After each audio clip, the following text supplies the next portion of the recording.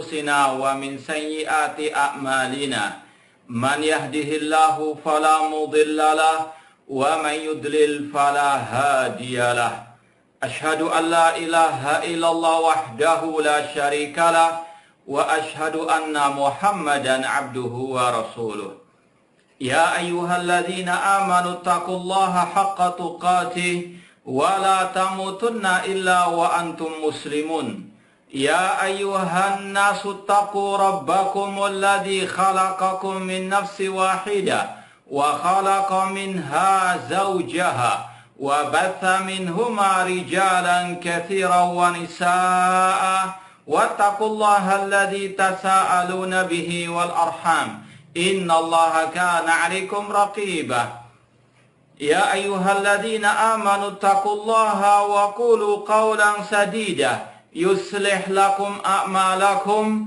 ويغفر لكم ذنوبكم ومن يطع الله ورسوله فقد فاز فوزا عظيما أما بعد فإن أصدق الحديث كتاب الله وخير الهدي هدي محمد صلى الله عليه وسلم وشر الأمور محدثاتها وكل محدثة بدعة وكل بدعة ضلالة وكل ضلالة في النار. Ma'asal muslimin, ikhwani fillah wa akhwati, bapak-bapak, ibu-ibu, saudara-saudariku rahimani wa rahimakumullah. Alhamdulillah, segala puji bagi Allah Subhanahu wa taala yang mempertemukan kita kembali dalam kajian kitab Al-Ibana As-Sughra oleh Al-Imam Ibnu Battah Al-Ukbari rahimallahu taala. Kita masih di bab pertama tentang al-manhaj wal ittiba', metode ahlu sunnah wal jamaah. Yang intinya dari awal sudah kita sampaikan, manhaj ahlu sunnah wal jamaah terutama dalam masalah al-aqidah adalah mengikuti Al-Quran dan sunnah Rasul SAW dengan pemahaman para as-salafus saleh, para sahabat tabi'in dan tabi'u at-tabi'in. Meskipun tidak cukup hanya mengikuti tadi Al-Quran dan Sunnah dengan pemahaman para salafus saleh, namun harus juga meninggalkan al-bid'ah dan ahli al-bid'ah. Itu inti daripada pembahasan kita di bab pertama ini tentang al-manhaj wal ittiba'. Kita lanjutkan pada halaman 34 ya, kemarin yang sempat ada gangguan kita liburkan minggu yang lalu, kita ulangi dari nomor 28 ya, halaman 34 poin 28. Al-Imam Ibnu Battah Al-Ukbari rahimahullah membawakan hadis Rasulullah SAW. Beliau mengatakan, waqala, Rasul SAW bersabda, man ahdatsa hadatsan, barang siapa yang membuat hal-hal baru dalam urusan agama, atau alias membuat kebid'ahan, au awa muhdisan, atau dia melindungi pelaku kebid'ahan, fa alaihi la'natullah, maka baginya laknat Allah, wa la'natul la'inin, dan laknat yang melaknat, wal malaika, dilaknat oleh para malaikat, wan nasi ajma'in, dan dilaknat oleh semua manusia. La yaqbalullahu minhu sarfan wala adlah, Allah tidak menerima darinya sarfan. Ada yang mengartikan sarfan itu perbuatan-perbuatan yang wajib atau ibadah yang wajib. Allah tidak menerima darinya perbuatan yang wajib. Atau sebagian ulama mentafsirkan sarfan adalah taubatan, Allah tidak menerima darinya taubat. Wala adlan, dan tidak pula Allah menerima al-adl. Di situ ada penafsiran dari sebagian ulama, al-adlan adalah ibadah-ibadah yang sunnah. Allah tidak menerima ibadah yang wajib dan sunnah. Atau sebagian mentafsirkan adlan adalah fidyah, tebusan. Ya, Allah tidak menerima taubat dan juga tebusan. Ikhwani fillah wa akhwat rahimani wa rahimakumullah. Hadis ini sebetulnya ada dalam Sahih Bukhari, dalam Sahih Muslim. Ya. Meskipun yang disampaikan oleh Imam Ibnu Battah Al-Ukbari di sini ada sebagian yang memang tidak ada dalam hadis yang tercantum dalam Sahih Bukhari dan Muslim. Ya. Hadis ini kalau kita lihat dari Sahih Bukhari, nanti dilihat dalam keutamaan kota Madinah, bab tentang keutamaan kota Madinah. Dan hadis ini mengingatkan anak pribadi ketika dulu kuliah di kota Madinah, kalau kita melewati bandara, terutama waktu datang di kota Madinah atau waktu pulang dari kota Madinah, itu ada istilahnya reklame besar di dekat bandara Madinah. Ada reklame besar di dekat bandara, pinggir jalan, itu tercantum hadis ini. Yang sering kita selalu ingat hadisnya itu, Al-Madinatu haramun baina airin ila taur. Ini yang masih alhamdulillah kita ingat, hadisnya tercantum dalam Sahih Bukhari dan juga Muslim. Rasul SAW mengatakan kota Madinah itu adalah kota haram antara gunung yang namanya Thaur sampai gunung namanya Air. Jadi itu yang di awal hadis ya. Sekali lagi Imam Ibnu Battah Al-Ukbari tidak menyebut hadis secara lengkap. Kita mau tambahkan lengkapnya. Rasul mengatakan Al-Madinatu haramun baina airin, atau dalam riwayat airin ila Thaur. Kota Madinah itu kota haram antara gunung Thaur ila Air, sampai ke gunung Air. Kita mau jelaskan sejenak makna hadis ini. Kota Madinah itu ada yang diistilahkan tanah haram. Tanah istilahnya larangan. Ya. Tapi nggak semua kota Madinah. Tapi hanyalah antara gunung Thaur sampai gunung Air. Itu ada batas tanah haram. Tanah batas larangan. Di situ ada hukum-hukum khusus. Di antaranya dalam riwayat la tuqta syajaruha.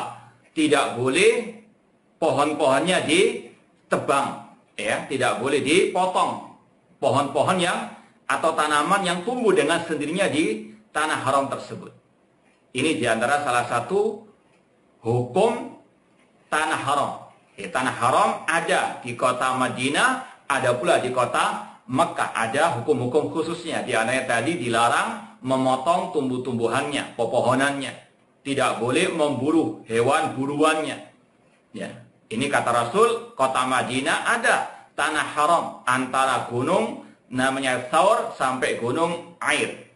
Kemudian Rasul mengatakan, man ahdatsa fiha hadatsan.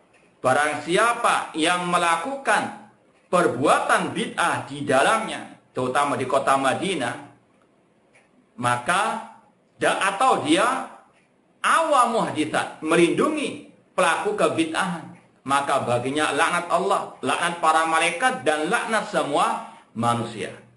Meskipun dalam redaksi yang dibawakan oleh Imam Ibnu Battah Al-Ukbari di sini itu ada tambahan yang tidak ada dalam Sahih Bukhari, Sahih Muslim juga, yaitu kata-kata walaknatul la'inin. Ini tidak ada riwayat yang sahih.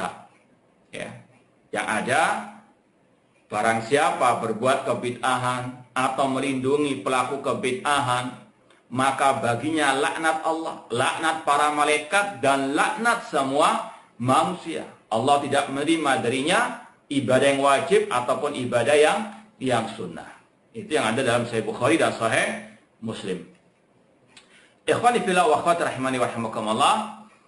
Kalau mau ditulis riwayat Bukhari, nomornya 1870. Rawahul Bukhari nomor 1870. Yang punya kitab aslinya nanti bisa merujuk ke Sahih Bukhari tersebut. Ikhwani fillah wa akhwati rahimani wa rahimakumullah. Kemudian dibawakan oleh Imam Ibnu Battah Al-Ukbari rahimahullah riwayat dari Al-Hasan Al-Basri tentang hadis ini. Faqalu lil Hasan mal hadatsu. Orang-orang bertanya kepada Al-Imam Al-Hasan Al-Basri, seorang ulama tabi'in, apa makna al-hadath dalam hadis tadi? Man ahdatsa hadatsan au awa muhditsa. Apa itu al-hadatsu? Maka Imam Al-Hasan Al-Basri menjawab, faqal ashabul fitan. Apa itu al-hadath atau muhditsan? Mereka adalah tukang-tukang fitnah. Ya, provokator lah istilahnya. Siapa provokator itu? Kulluhum muhditsun wa ahlul ahwa kulluhum muhditsun. Ahlul ahwa, pengekor hawa nafsu alias ahlul bid'ah, mereka semuanya adalah muhditsun, ashabu al-fitan. Ikhwani fillah wa akhwat rahimani wa rahimakumullah.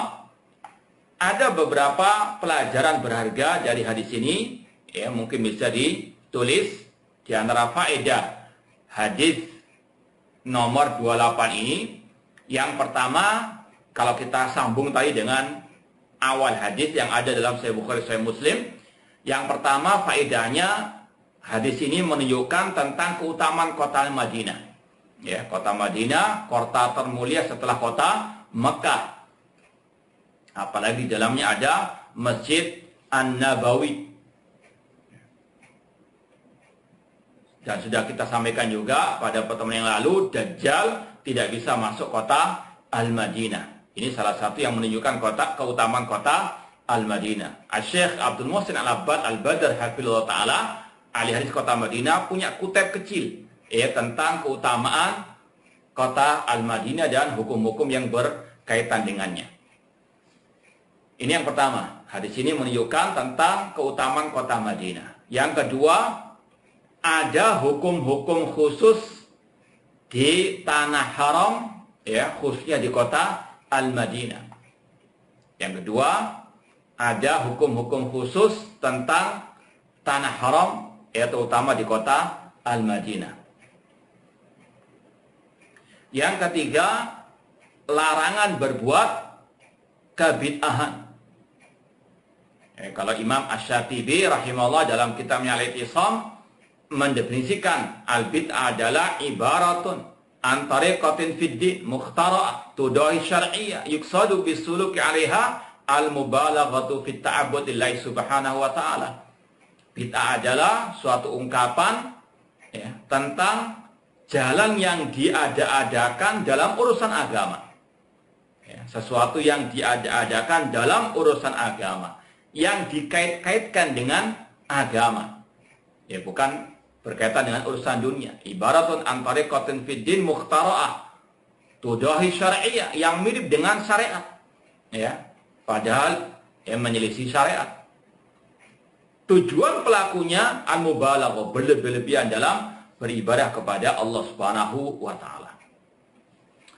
Jadi, yang ketiga di antara faedah dari sini larangan berbuat bid'ah, bukan hanya di kota Madinah, namun di semua tempat, namun lebih ditekankan lagi haramnya berbuat bid'ah di kota Al-Madinah. Kemudian yang keempat,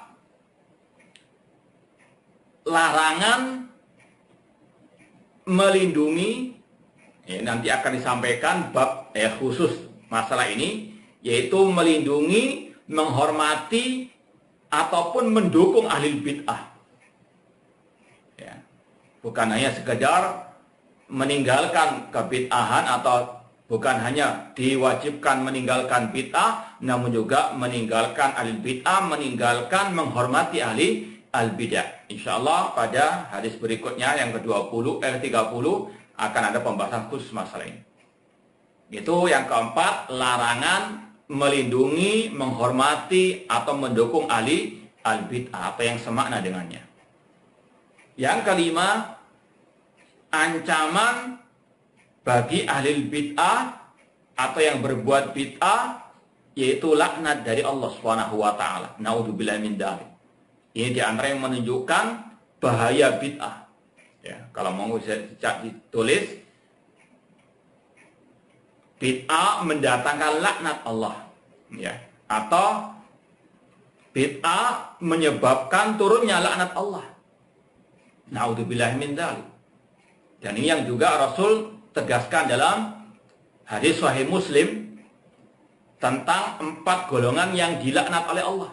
Ya, dalam Sahih Muslim ada hadis yang menjelaskan beberapa golongan yang dilaknat oleh Allah. Di antaranya ada 4. Rasul mengatakan, la'anallah man dabaha li ghairillah. Allah melaknat orang yang menyembelih bukan karena Allah. Artinya yang berbuat syirik baginya laknat Allah. Na'udzubillah min dzalik. Yang kedua, la'anallah man awa muhditsan. Allah melaknat orang-orang yang melindungi ahli bid'ah. Ini la'anallah man awa muhditsan. Yang ketiga, la'anallah man sabba walidayh. Allah melaknat orang-orang yang mencaci maki kedua orang tuanya, yang durhaka kepada kedua orang tuanya. Na'udzubillahi min dzalik. Ya, mencaci maki saja mendapatkan laknat dari Allah, apalagi sampai mau memenjarakannya, memukulnya sampai membunuhnya. Na'udzubillahi min dzalik. Dan yang keempat kata Rasul, la'anallah man ghayyara manaral ardi.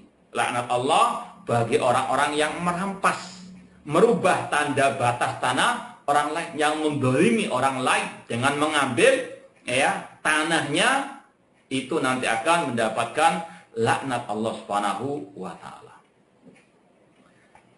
Kemudian poin yang keenam di antara faedah hadis ini, bahwasanya ancaman bagi ahli bid'ah bukan hanya tadi dilaknat oleh Allah, para malaikat dan semua manusia, namun juga di antara ancaman yang keenam, Allah tidak menerima ibadah dari ahli bid'ah tersebut.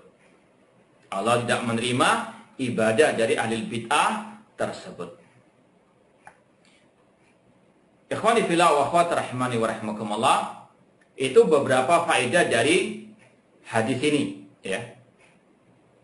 Kemudian ada sedikit pembahasan yang ingin kita sampaikan di sini, yaitu tentang masalah melaknat ahli bid'ah. Ya, tentang melaknat ahli al-bid'ah. Ini kita mau nukilkan dari kitab Mauqif Ahlussunnah wal Jamaah min Ahlil Ahwa wal Bid'ah. Ini buku yang sudah pernah kita sampaikan, yang dulu tahun 96-an kurang lebih, ini sempat laris manis, dikaji di beberapa tempat, bahkan jadikan kurikulum di sebagian ma'had as-salafiyin. Kitab Mauqif Ahlussunnah wal Jamaah min Ahlil Ahwa wal Bid'ah, karangan Asy-Syaikh Dr. Ibrahim bin Amir Ar-Ruhaili, hafizallahu taala. Ada pembahasan khusus di kitab ini jilid yang pertama, tentang hukum melaknat ahli bid'ah. Ada 3 kategori melaknat ahli bid'ah. Yang pertama, melaknat ahli bid'ah secara umum. Misalnya kita mengatakan laknatullah 'alal mubtadi'ah. Semoga laknat Allah bagi ahli bid'ah. Ini laknat secara umum. Ini kata Syekh Ibrahim Ar-Ruhaili, ini kita ringkaskan saja, yang punya bukunya atau terjemah yang dilihat. Kata Syekh Ibrahim Ar-Ruhaili, melaknat secara umum seperti ini sepakat Ahlussunnah wal Jamaah, ulama salaf membolehkan. Ya, laknat secara umum, melaknat Allah ala al-mubtadi'ah. Kriteria yang kedua melaknat kelompok-kelompok dari ahli bid'ah, seperti kelompok Khawarij. La'anallahu al-Khawarij. La'anallahu, semoga Allah melaknat kelompok Khawarij. La'anallah asy-Syi'a Rafidhah. Ini juga dibolehkan kata para ahli ulama. Ya. Melaknat kelompok-kelompok dari ahli al-bidah. Kemudian yang ketiga, kriteria melaknat individu dari ahli bid'ah. Boleh ataukah tidak? Ya. Saya ulangi lagi. Kriteria yang ketiga, melaknat individu dari ahli al-bid'ah. Kata beliau, ada khilaf di antara para ahli ulama. Kita mau baca di sini ada poin yang halaman 254, kata beliau, wa fil haqiqah innal mas'alata ijtihadiyatun wal khilafiha sa'irun. Masalah melaknat individu alil bid'ah ini masalah ijtihadiyah, kata beliau. Kalau Anda nggak mau melaknat, jangan menyalahkan yang apa? Melaknat. Ya. Kalau Anda nggak mau melaknat, jangan menyalahkan yang melaknat individu atau tokoh-tokoh ahli al-bid'ah. Bahkan kata beliau, idil aqwalu fiha kulliha marwiyatun anis salaf. Karena memang ada riwayat-riwayat dari salaf tentang khilaf ini. Namun kata beliau, ghara anna alladhi yatarajjah minal aqwal huwal qaulus salis. Namun yang rajih, yang kuat pendapat dari ulama Ahlussunnah wal Jamaah tersebut adalah ucapan yang ketiga, wa huwal qaul bi jawazi la'nil muayyan idza kana mustahiqqan lidzalik. Namun yang rajih, yang kuat, yang benar yaitu pendapat yang membolehkan melaknat individu tertentu yang memang berhak untuk dilaknat, sawan kana kafiran atau musliman, baik dia orang kafir atau orang muslim. Ya. Fa inna hadzal qaula huwa alladhi ta'didu ala adillah fi majmu'iha wa tunasiruhu aqwal a'imma wa af'aluhum. Kenapa pendapat ini pendapat yang rajih, yang kuat, yang benar? Karena didukung oleh banyak dalil dan juga ucapan para imam-imam as-salaf, ulama Ahlussunnah wal Jamaah, serta praktek mereka. Kemudian beliau, Syekh Dr. Ibrahim Ar-Ruhaili, membawakan dalil-dalil tentang bolehnya melaknat individu tertentu dari ahli bid'ah. Di antaranya sabda Rasul SAW dalam Sahih Muslim. Ya, sabda Rasul dalam Sahih Muslim, Rasul SAW pernah bersabda atau berdoa atau berkata, Allahumma inni ittakhadtu indaka ahdan lan tukhlifanihi. Ya Allah, sesungguhnya aku telah berjanji di sisimu yang tidak mungkin engkau akan mengingkarinya. Fa inna ma'ana basharun. Sesungguhnya aku, kata Rasul, manusia biasa. Fa ayyul mu'minin adaituhu. Orang mukmin mana saja yang aku sakiti, syatamtuhu, aku celah, la'antuhu, aku laknat dia. Ini intinya. La'antuhu, yang aku laknat dia, jalabtuhu, yang aku cambuk dia, faj'alha lahu salatan wa zakah, maka jadikan itu sebagai salawat baginya, sebagai zakat baginya, pensucian baginya, wa qurbatan, pendekatan diri kepadamu, yaitu qaribu biha ilaika yaumal qiyamah, yang bisa mendekatkan dirinya kepadamu pada hari kiamat. Kata Syekh Ibrahim Ar-Ruhaili, intinya tadi Rasul juga melaknat individu dari sebagian kaum muslimin sebagai bentuk az-zajar, memberi pelajaran bagi mereka-mereka tentunya yang menyimpang. Itu dalil dari al-hadits. Kemudian beliau membawakan dalil yang berikutnya dari ucapan dan praktek ulama salaf. Anal qaul bi jawazi la'ni mustahiqil la'na minal muayyanin huwa dhahiru madhhabi amati salaf ala ma dalat ali af'aluhum bi mubasyaratihim la'ni ba'di bi mubasyaratihim la'na ba'dil muayyanin mustawjibin lil la'ni min a'immati al bid'ah wad dhalal. Kata beliau, alasan yang kedua mengapa pendapat bolehnya melaknat individu tertentu itu boleh, karena ini merupakan dohirnya mazhab kebanyakan ulama salaf, ya, yang mereka sendiri langsung mempraktekkan melaknat individu dari ahli al-bidah, terutama tokoh-tokoh ahli al-bidah. Ya, kemudian dinukilkan beberapa contoh di sini dari ulama salaf yang melaknat person-person individu tokoh-tokoh ahli bid'ah. Di antaranya dari Malik bin Anas, Imam Malik rahimahullah ta'ala. Diriwayatkan dari Abdurrahman bin Mahdi, beliau berkata, dakhaltu ala Malik ibni Anas radhiyallahu anhu wa inda rajulun yas'alu anil Qur'ani wal qadar. Kata Abdurrahman bin Mahdi, aku pernah istilahnya duduk di dekat Imam Malik bin Anas dan ada seseorang bertanya kepada beliau tentang Al-Quran dan tentang takdir. Faqala, maka Imam Malik rahimahullah berkata, la'allaka min ashabi Amr bin Ubaid. Mungkin engkau ini salah satu pengikut Amr bin Ubaid, tokohnya Al-Mu'tazilah. Amr bin Ubaid tokohnya kelompok Mu'tazilah, penuhan akal.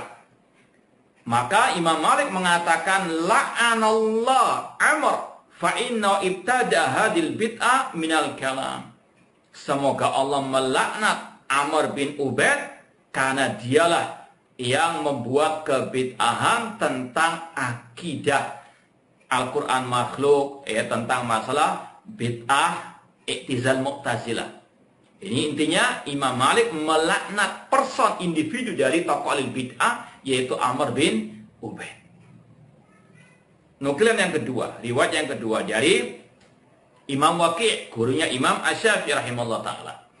Qala al-Bukhari, Imam Bukhari berkata, wa qala Waqi', Waqi' berkata, alal marisi la'natullah.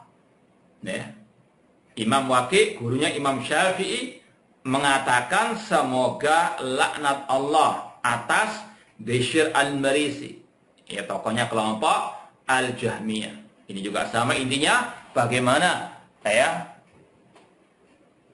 para ulama salaf melaknat tokoh-tokoh ahli al-bid'ah. Ikhwani fillah wa akhwat rahimani wa rahimakumullah. Kemudian riwayat yang ketiga dari Yazid bin Harun. Dari Yazid bin Harun. Beliau mengatakan la'anallah al-Jahm. Semoga laknat Allah bagi Jahm bin Safwan. Wa man qala biqauli, dan semoga laknat Allah atas orang-orang yang mengikuti kelompok Jahmiyah ini. Dan ada beberapa riwayat yang lainnya juga yang intinya sama, bagaimana as-salaf juga melaknat individu dari ahli bid'ah tersebut. Ya, ini sedikit faedah tentang hadis tadi, bahwasanya boleh melaknat individu daripada ahli al-bidah. Ya, kita lanjutkan lagi poin berikutnya. Poin ke-29, wa qala sallallahu alaihi wasallam, Rasul SAW bersabda, kata Imam Ibnu Battah Al-Kubari, kilabun nar ahlul bidah. Kilabun nar, anjing-anjing neraka adalah ahlul bidah. Namun hadis ini tidak sahih, ya, hadis ini tidak sahih. Yang masyhur dan sahih, yang masyhur, yang terkenal dan yang sahih juga, yaitu sabda Rasulullah SAW, al-khawariju kilabun nar. Lafaz yang sahih, al-khawarij, kelompok khawarij, anjing-anjing neraka. Ini hadis riwayat Imam Ibnu Majah. Kalau mau dicatat, hadis riwayat Imam Ibnu Majah nomor 173 dan disahihkan oleh Syekh Muhammad Nasiruddin Al-Albani rahimallahu ta'ala.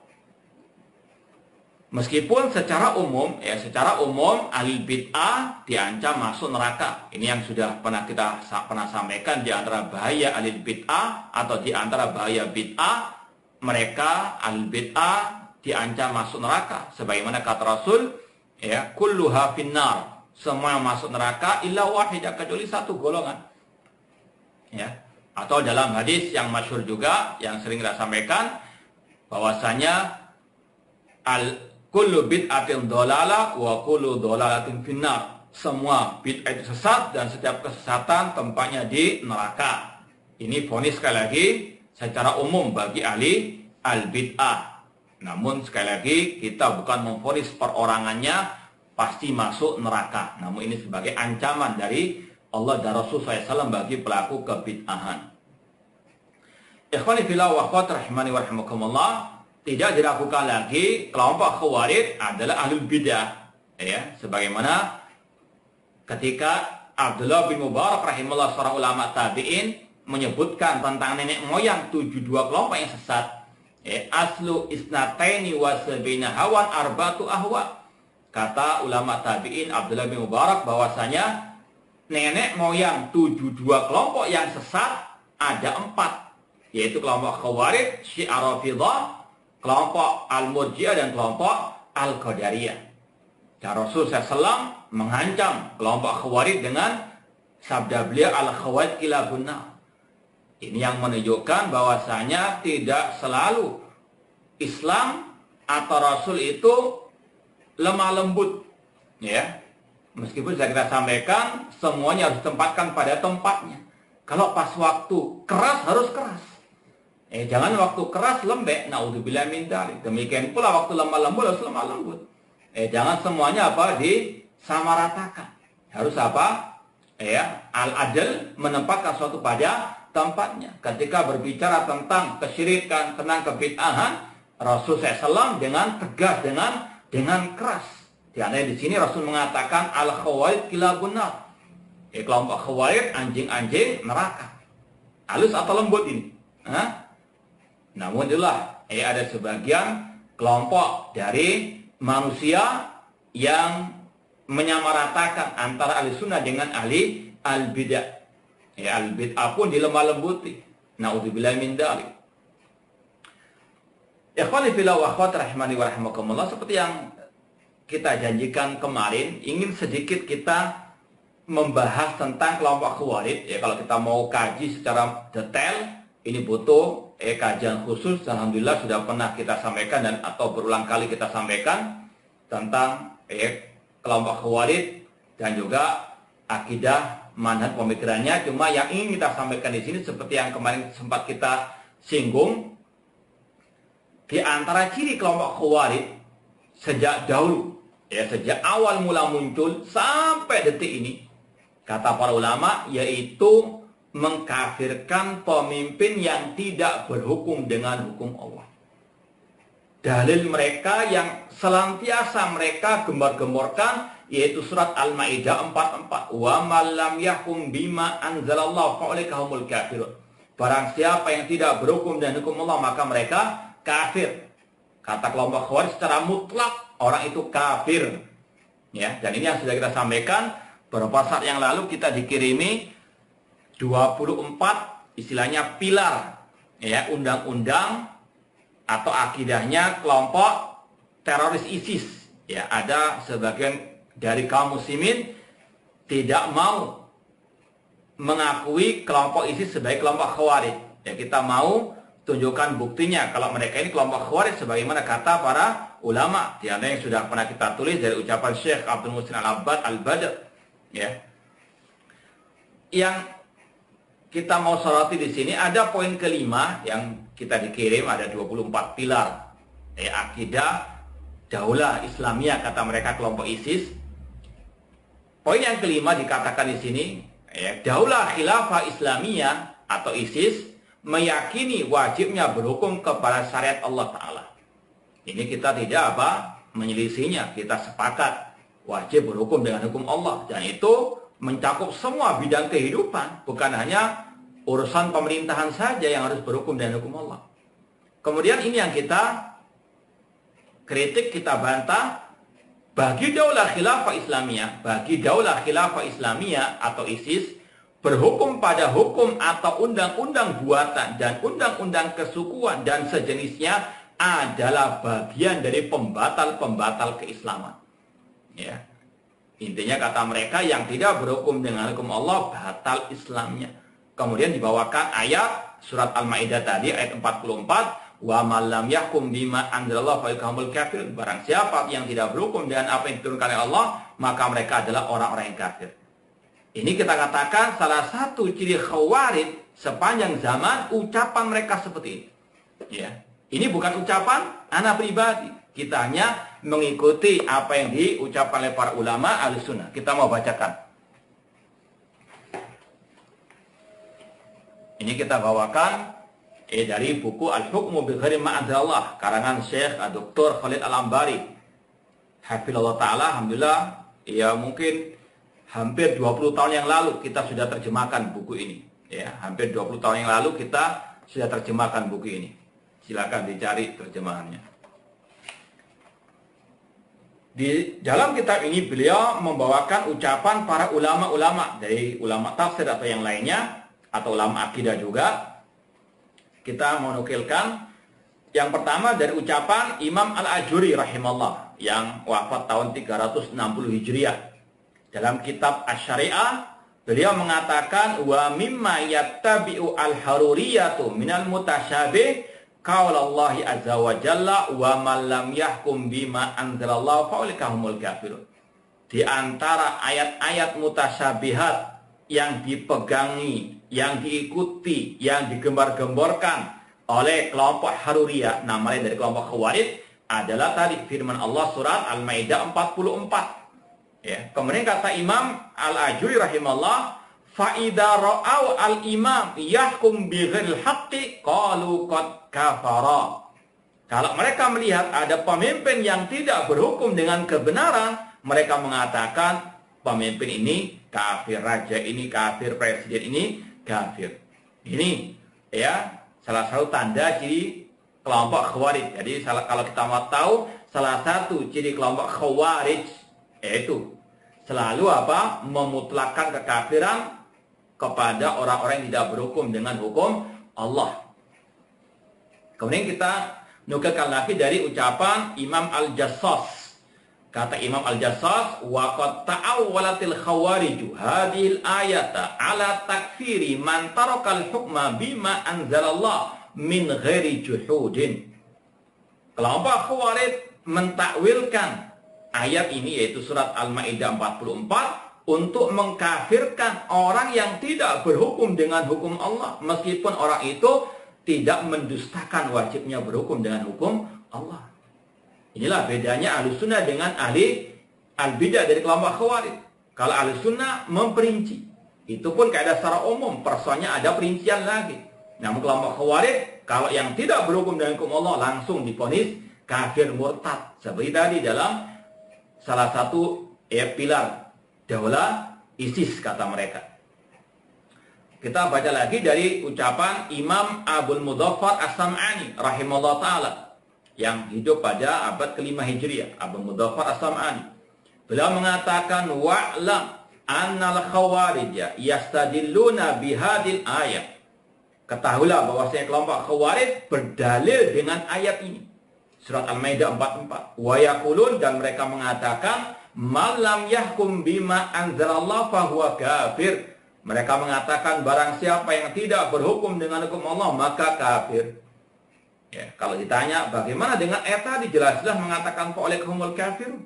Kita katakan Ahlus Sunnah wal Jamaah dakwah salafiyah senantiasa memahami ayat Al-Qur'an hadis Rasul dengan pemahaman para salafus saleh. Di antaranya para sahabat Rasul SAW. Di antaranya Abdullah bin Abbas, ahli tafsir Al-Qur'an dari kalangan sahabat yang mentafsirkan ayat tadi Al-Maidah 44 dengan kata-kata kufrun la yanqulu anil millah, kekafiran yang tidak mengeluarkan dari Islam. Dalam riwayat kufrun duna kufrin, kufur kecil. Dan itu juga diikuti oleh ulama tabi'in atau bin Abi Rabah dan yang lainnya. Inilah bedanya Ahlus Sunnah as-Salafiyin atau dakwah salafiyah dengan kelompok ahli bid'ah, terutama kelompok Khawarij yang memahami ayat sesuai dengan hawa nafsu mereka. Kita tambahkan lagi di antara ucapan ulama tentang ciri Khawarij, yaitu dari ucapan Imam Al-Qadhi Abu Ya'la. Beliau mengatakan wahtajja, yakni ahadul Khawarij biqauli ta'ala wa man lam yahkum bima anzalallah fa'ulaika humul kafirun wa dhahiru hadza yujibu ikfar a'immatil jawr. Ada orang-orang Khawarij yang berdalil dengan ayat tadi yang mengatakan wajibnya mengkafirkan pemimpin-pemimpin yang zalim. Naudzubillah min dzalik. Kemudian juga dari ucapan Imam Abu Abbas Al-Qurtubi. Imam Abu Abbas Al-Qurtubi dalam tafsir beliau ketika mentafsirkan tadi surat Al-Maidah 44, beliau mengatakan yahtaju bidhahirihi man yukaffir bidhunu wa humul khawarij. Kelompok Khawarij mengkafirkan orang yang pelaku berbuat dosa dengan ayat tadi.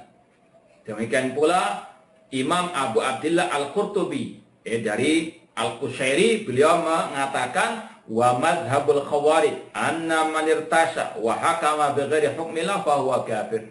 Madhabnya khawarij yaitu mengatakan orang yang mengambil uang suap atau berhukum dengan selain hukum Allah maka dia kafir.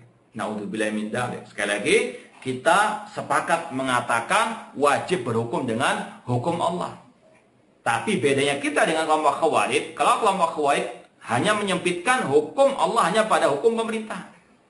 Lupa bahwasanya atau tidak tahu kalau akidah kita, ibadah kita, jihad kita, dakwah kita harus juga berhukum dengan hukum Allah Subhanahu wa taala. Ya. Dan dalam semua bidang kehidupan kita harus berhukum dengan hukum Allah. Kemudian yang kedua perbedaan kita dengan kelompok khawarij, kalau kelompok khawarij tadi memutlakkan kata-kata kafir murtad bagi orang-orang yang tidak berhukum dengan hukum Allah tanpa ada perincian sama sekali. Adapun Ahlussunnah wal Jamaah memperinci. Adapun orang yang sekedar tidak berhukum dengan hukum Allah padahal dia meyakini hukum Allah itu yang terbaik, itu tidak bisa dikatakan kafir atau murtad seperti yang dirinci oleh Imam Ibnu Qayyim dalam kitab beliau Madarijus Salikin, demikian pula oleh Imam Ibnu Abil Izzi Al-Hanafi dalam Syarah Aqidah At-Tahawiyah dan seterusnya. Ya, sebetulnya mau kita sambung poin yang berikutnya, tapi karena waktunya terbatas, tentang masalah asar, barang siapa yang menghormati al-bid'ah maka dia telah membantu untuk menghancurkan Islam. Insya Allah kita akan lanjutkan pembahasan poin itu di pertemuan yang akan datang. Insya Allah Ta'ala, karena itu butuh perincian panjang juga. Wallahu ta'ala alam. Kalau ada yang mau ditanyakan, tafadhalu.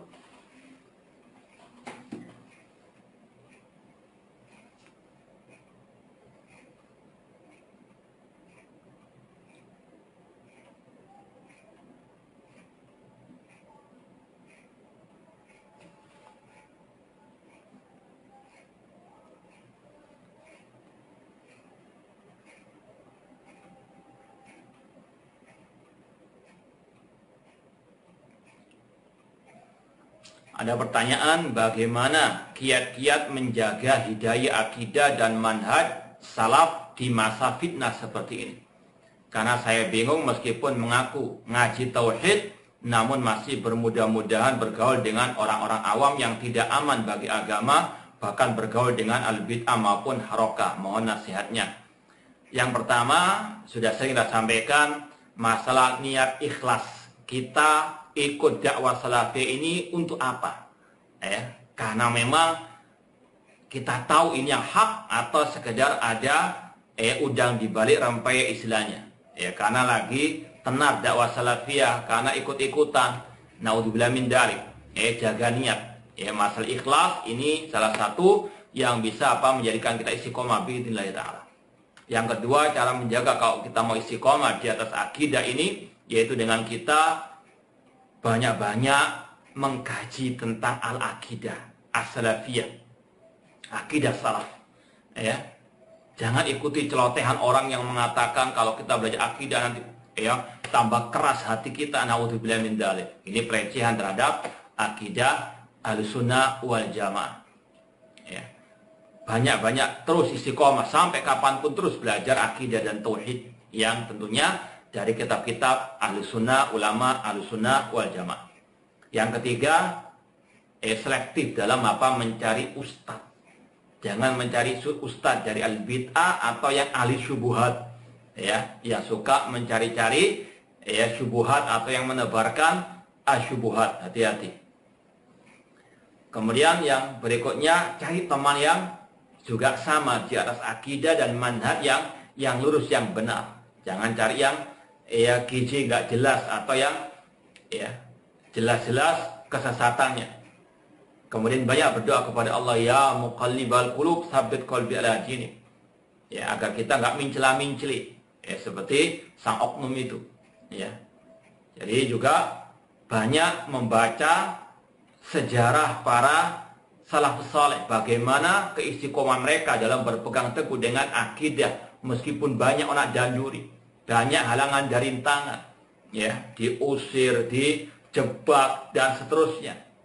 Harus apa? Kalau kita membaca sejarah mereka, insya Allah semakin memantapkan langkah kita untuk tegar di atas akidah manhaj salaf meskipun banyak badai dan topan yang menerpa kita. Kemudian juga wajib untuk tetap bersabar. Ingat, hidup ini penuh dengan ujian, butuh as-sabar dan as-sabar. Wallahu ta'ala a'lam.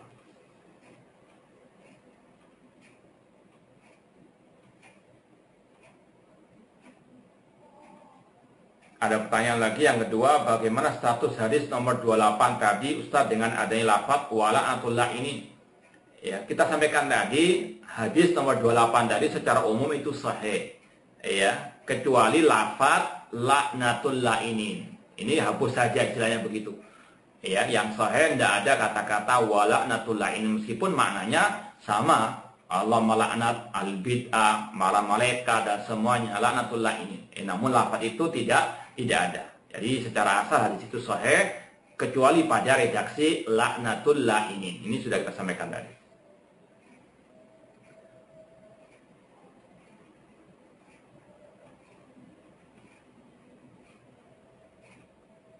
Ya, secara umum ya kita wajib menjauh dari ahli bidah. Ya, mereka-mereka yang mempelopori kebid'ahan, menyuruh kepada kebid'ahan, menjauh dari ahli bidah. Seperti yang sering kita sampaikan, ya, apalagi majelis-majelisnya tinggalkan. Ya, tidak boleh kita duduk di majelisnya ahli bidah. Insyaallah kita akan lebih jelaskan lagi pada poin yang ke-30 tentang ucapan salaf, man waqqara 'alal bid'ah faqad a'ana 'ala hadmil Islam. Barang siapa menghormati ahli bid'ah, mengagungkan ahli bid'ah, maka dia telah membantu untuk merobohkan al-Islam. Ya, di antara bentuk menghormati yaitu nanti akan disampaikan, ya, memujinya, menyanjungnya, atau mungkin makan diposting fotonya, kritikan kepada pemimpin kaum muslimin. Ini termasuk salah satu juga menghormati ahli al-bid'ah, ya. Meskipun dengan alasan sekedar menukil, pada sekali lagi al-bid'ah tidak boleh dihormati, apalagi kesesatannya ditampilkan di hadapan umum. Na'udzubillah min dzalik.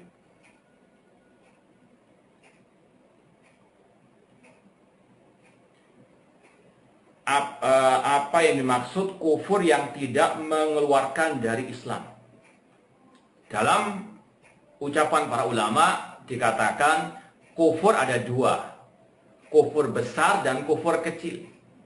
Kufur besar seperti misalnya orang itu mendustakan ayat-ayat Allah, orang itu menghina Allah dan Rasulnya, ini kufur besar.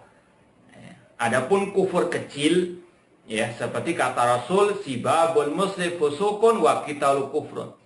Mencela orang muslim itu kefasikan, memeranginya itu kekufuran. Nah, kekufuran di sini maksudnya kufur kecil, tidak sampai mengeluarkan dari Islam. Jadi ada kufur besar yang mengeluarkan dari Islam, ada kufur kecil yang tidak mengeluarkan dari Islam. Seperti syirik, ada syirik besar, ada syirik kecil. Syirik besar misalnya menyembah wali yang telah mati, istighosah, minta-minta, tawasul, tabarruk kepada yang telah mati. Ini namanya syirik besar yang bisa mengeluarkan pelakunya dari al-Islam. Ada syirik kecil seperti riya. Orang itu sholat namun ingin dipuji oleh manusia yang lainnya. Ini syirik kecil, tidak mengeluarkan dari Islam. Itu perbedaannya. Ada kufur besar, kufur kecil, syirik besar, kufur kecil, nifak besar, nifak kecil.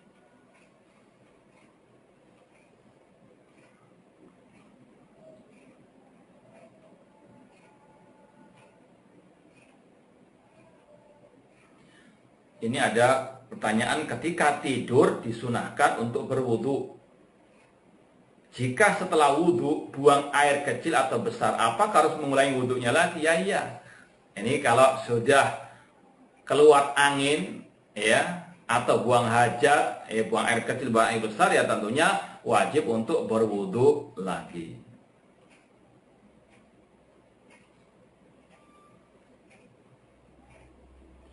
Bagaimana dengan ucapan Ibnu Sirin? Ya, kalau kita mau sempurnakan lafadznya, Ibnu Muhammad bin Sirin, seorang ulama tabi'in, mengatakan dalam muqaddimah Sahih Muslim, inna hadzal ilma dinun famduru aman ta'khuduna dinakum. Ilmu agama ini adalah agama itu sendiri. maka perhatikanlah dari siapa kalian menimba ilmu agama tersebut. Di sini memerintahkan kita, menganjurkan kita untuk selektif dalam mencari guru agama atau ustadz. Ini yang kita sampaikan tadi dalam kiat-kiat menggapai istiqomah jas akidah. Cari ustadz, guru agama yang di atas akidah salaf, mana salaf. Jangan yang sesat dari kelompok khawarij, kelompok harokah atau yang lainnya. Naudzubillah min dzalik. Ini sudah sering kita sampaikan, selektif dan selektif mencari guru agama. Yang intinya ada dua kalau kita mau mencari guru agama atau ustaz. Cari yang pertama akidahnya lurus, yang akidahnya sesuai dengan akidah salaf, ashabul hadis, akidah al-sunnah dan manhaj al-sunnah. Yang kedua, memang orangnya punya ilmu. Fas'alu ala dzikri in kuntum la ta'lam. Itu dua poin penting kalau kita mau cari guru agama atau ustaz.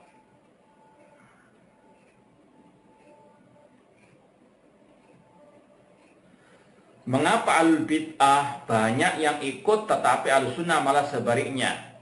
Kita katakan ini adalah ujian dari Allah Subhanahu wa taala. Apakah kita ikut mayoritas meskipun batil atau minoritas meskipun al-haq. Ini adalah ujian, ujian dari Allah Subhanahu wa taala. Dan itu memang sunatullah sejak dahulu kala, Wa in tuti aktsara man fil ardi yudilluka an sabilillah. Allah mengatakan jika engkau mengikuti kebanyakan manusia, mereka akan menyesatkanmu dari jalan Allah Subhanahu wa taala. Wa qalilun min ibadiyas syakur. Badal Islam ghariban. Islam datang dalam keterasingan dan akan kembali dalam keterasingan. Fatubalil ghuraba.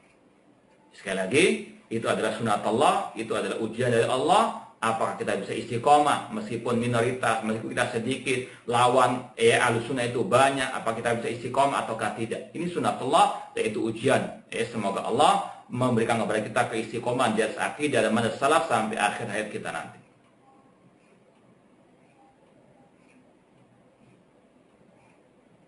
Bagaimana sikap yang tepat terhadap orang-orang yang beramal dengan amalan yang bukan dari syariat Islam dikarenakan keawamannya atau orang yang fanatik atau terhadap gurunya? Ya, kita tetap watawasabil haq watawasabi as-sabr, dan juga kita dakwahi mereka bil hikmah wal mau'idati al hasanah. Ud'u ila sababika bil hikmati wal mau'idatil hasanah. Tapi kalau mereka tetap di atas kesesatannya, kebid'ahannya, Allah mengatakan ya ayyuhalladzina amanu alaikum anfusakum. Tetap istiqomah menjaga hidayah akidah kita. Alaikum anfusakum la yadurukum man dhalla ila hadaitum. Tidak mencelakakan kalian kesesatan orang-orang yang sesat setelah kalian mendapatkan petunjuk. Sekali lagi semoga Allah Subhanahu wa taala menganugerahkan kepada kita keistiqomahan di atas akidah dan manhaj salaf sampai akhir hayat kita, dan semoga Allah Subhanahu wa taala mengumpulkan kita di surganya kelak.